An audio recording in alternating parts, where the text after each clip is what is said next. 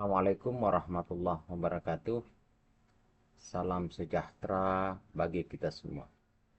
Perkenalkan, nama saya Hamanur, mahasiswa program studi Ilmu Hukum Universitas Siber Muhammadiyah Yogyakarta.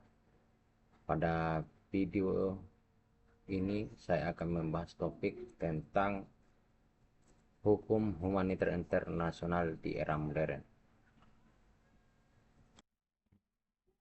Yang pertama, tentu kita akan masuk pada pendahuluan terkait dengan konflik bersenjata masih terjadi hingga saat ini. Konflik bersenjata sampai hari ini masih terus terjadi di berbagai belahan dunia. Dalam konflik tersebut, pihak yang paling sering menjadi korban justru adalah warga sipil. Oleh karena itu, dibutuhkan aturan hukum yang mampu menjaga nilai kemanusiaan di tengah peperangan, yaitu hukum humaniter internasional. Latar belakang masalah, peran modern melibatkan teknologi canggih. Yang kedua, sasaran konflik tidak hanya militer. Ketiga, fasilitas sipil sering terdampak. Yang keempat, timbul dugaan pelanggaran hukum humaniter internasional. Peran modern tidak lagi hanya melibatkan tentara di medan perang. Perkembangan teknologi menyebabkan dampak konflik semakin luas, bahkan sampai ke pemukiman warga dan fasilitas umum.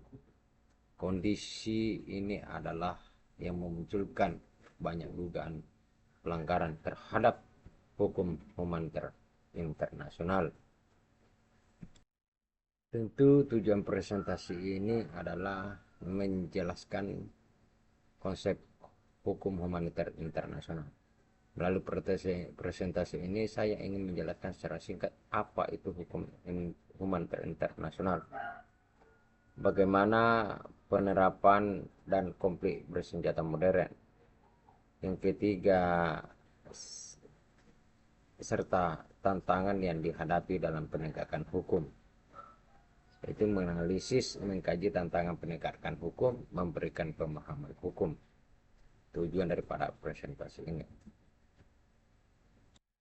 Pengertian hukum humaniter internasional. Hukum humaniter internasional adalah bagian dari hukum internasional yang berlaku saat terjadi konflik bersenjata.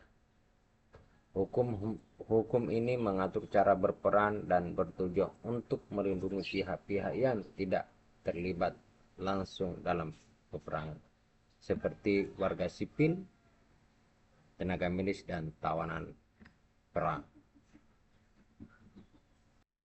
Dasar hukum humaniter internasional yaitu Konvensi Jenewa 1949, Protokol tambahan 1 dan 2 1977, Hukum Kerjasama Internasional, dan prinsip kemanusiaan universal. Dasar hukum utama hukum humaniter internasional adalah Konvensi Jenewa tahun 1949 ditambah dengan protokol tambahan tahun 1997. Aturan ini menjadi pedoman bagi negara pihak yang berkonflik agar tetap menjunjung nilai kemanusiaan. Prinsip dasar hukum humaniter internasional adalah prinsip pembedaan distinction, prinsip proporsionalitas, prinsip kepentingan militer, dan prinsip kemanusiaan. Dalam hukum humaniter internasional terdapat prinsip utama diantaranya adalah prinsip perbedaan antara sipil dan militer, profesionalitas, serta prinsip kemanusiaan. Prinsip ini bertujuan untuk membatasi penderitaan akibat perang. Perkembangan peran modern, penggunaan drone di senjata otomatis. perang siber dan informasi, aktor non negara, konflik asimetris. Peran di era modern ditandai dengan penggunaan teknologi canggih seperti drone, senjata otomatis, dan perang siber. Perang itu banyak konflik melibatkan aktor non-negara sehingga penerapan hukum humaniter menjadi semakin kompleks. Studi kasus konflik modern, contoh di Gaza dan atau Ukraina. Konflik ini berlangsung dalam waktu yang lama dan menimbulkan banyak korban sipil serta kerusakan fasilitas publik. Analisis hukum kasus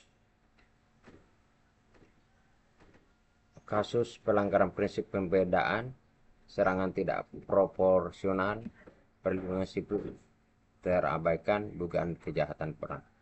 Jika ditinjau dari hukum humaniter internasional, serangan yang menyasar ke warga sipil atau fasilitas umum merupakan pelanggaran hukum yang sangat luar biasa.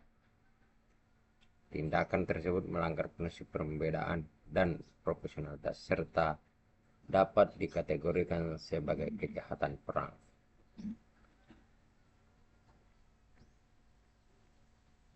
Peran lembaga internasional, yaitu dalam penegakan hukum humaniter internasional, terdapat beberapa lembaga internasional yang berperan penting. Di antaranya adalah Palang Merah Internasional, Perserikatan Bangsa-Bangsa, dan Mahkamah Pidana Internasional.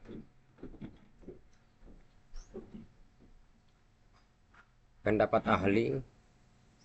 Menurut para ahli hukum internasional, satu masalah utama dalam penegakan hukum adalah rendahnya kepatuhan negara. Selain itu, kepentingan politik seringkali menghambat proses penegakan hukum. Tantangan hukum humaniter internasional di era modern. Hukum humaniter internasional menghadapi berbagai tantangan di era modern, mulai dari perkembangan teknologi militer aktor negara hingga lemahnya sanksi internasional terhadap pelanggaran perang. Penerapan hukum humaniter internasional. Hukum humaniter internasional berlaku bagi semua pihak yang terlibat dalam konflik yang bersenjata. Tujuan utamanya adalah memberikan perlindungan maksimal kepada warga sipil yang mengurangi penderitaan. Apa implikasinya? Implikasinya penerapan hukum humaniter internasional memiliki dampak besar perlindungan hak asasi manusia, pemahaman terhadap hukum ini agar masyarakat semakin sadar akan nilai kemanusiaan. Kesimpulan, dapat disimpulkan bahwa hukum humaniter internasional masih sangat relevan dengan era modern. Namun penerapannya masih menghadapi tantangan sehingga perlu diperkuat. Rekomendasi, oleh karena itu diperlukan kerjasama internasional yang lebih kuat, penegakan hukum yang tegas, serta edukasi hukum humaniter internasional bagi aparat dan masyarakat. Baik, penutup, demikian presentasi yang dapat yang saya sampaikan. Terima kasih atas perhatian Bapak dan Ibu dan teman-teman semua. Wassalamualaikum warahmatullahi wabarakatuh.